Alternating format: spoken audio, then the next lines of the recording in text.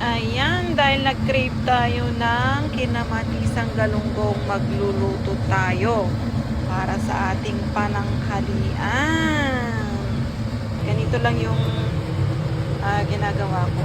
Lahat na ng ingredients niya.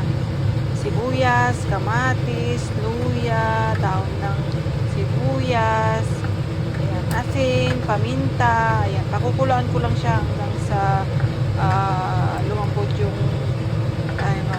kamatis. Hindi, nilalagay ko na yung galunggong, saka ko siya pakukuluan ulit ng hanggang maluto. And then saka ko isusunod yung ating ano tawag nito, green veggie na kamote na dahon, kamuting dahon, talbos pala, talbos ng dahon.